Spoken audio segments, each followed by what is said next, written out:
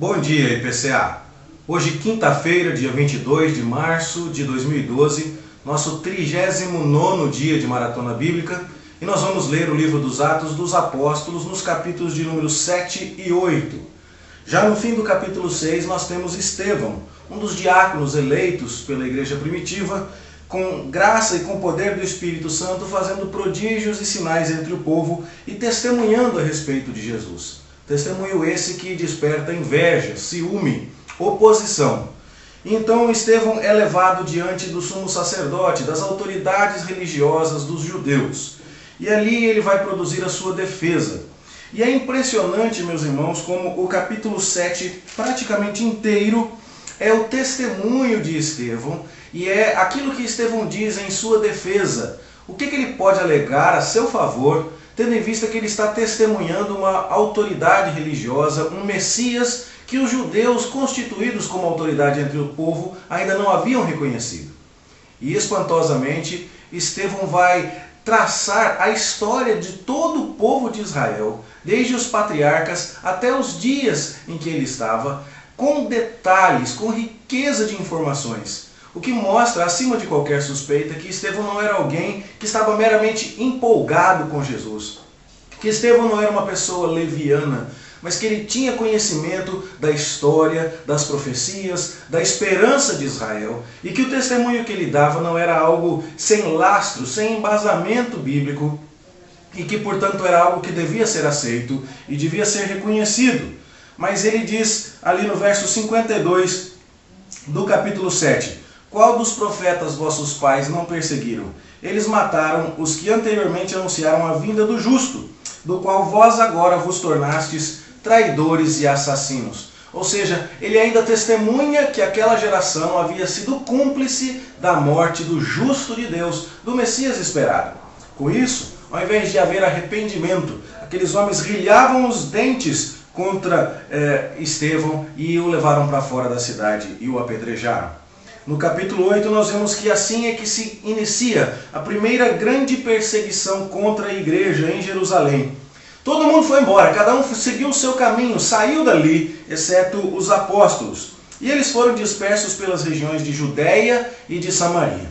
Aqui nós temos o livro de Atos nos dando uma divisória muito clara. Se você se lembrar lá no capítulo 1, verso 8, Jesus está dizendo que os discípulos receberiam poder e seriam suas testemunhas em Jerusalém, depois por toda a Judéia, que era uma região que circundava a cidade de Jerusalém, depois por Samaria, que era uma região vizinha, e depois até os confins da terra. E aqui então a igreja finalmente está se dispersando para as regiões da Judéia e da Samaria.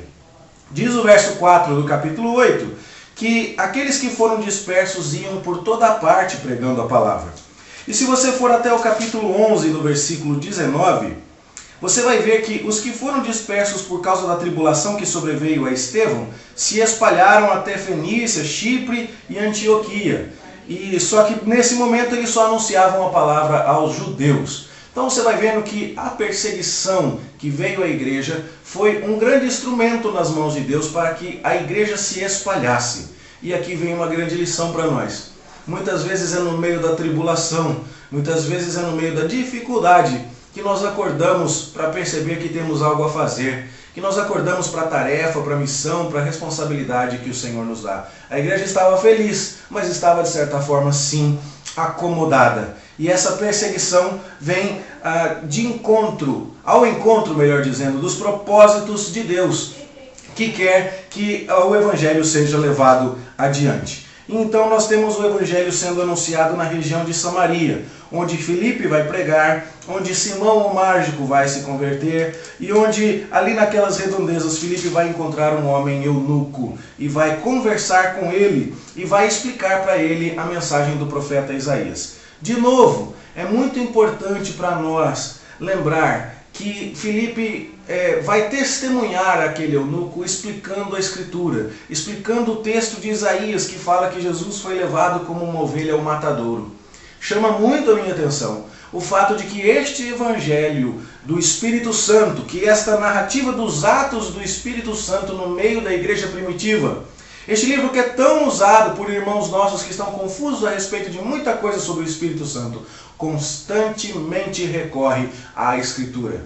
Veja a profundidade da exposição de Estevão em sua defesa. Veja a qualidade da exposição de Filipe para o eunuco etíope. E então entendamos, é a Escritura que nos dá a base, que nos dá a trilha pela qual o Espírito Santo quer que nós prossigamos. Nós cremos no Espírito Santo, nós dependemos do Espírito Santo, nós precisamos do Espírito Santo, mas jamais vamos precisar depender dele sem que sigamos um caminho que a própria Escritura já estabeleceu, tendo em vista que Deus não é contraditório, Deus não muda de ideia e o seu plano traçado para nós é nesse caminho que nós devemos seguir, é nesse caminho que o Espírito Santo haverá de nos guiar.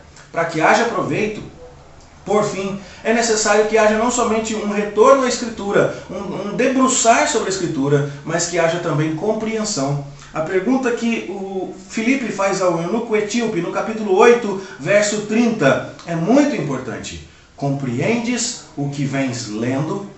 E é por isso que nós, na Maratona Bíblica da nossa igreja, estamos fazendo estes vídeos, para que você leia, mas que você, acima de tudo, compreenda o que foi que Deus lhe deixou revelado em sua palavra. A minha oração é que você tire grande proveito destas leituras e que Deus o abençoe grandemente. Que a nossa igreja cresça cheia do Espírito Santo, mas que isso aconteça na medida e somente na medida em que nós nos voltarmos à palavra de Deus para estudá-la, para compreendê-la e para vivê-la. Que Deus abençoe a nossa vida. Vamos orar. Nosso Deus e nosso Pai, abençoa a nossa igreja para que seja uma testemunha viva, para que possamos com alegria dar testemunho de Cristo e fazer isso cheios do Espírito Santo, como Estevão e como Filipe o fizeram.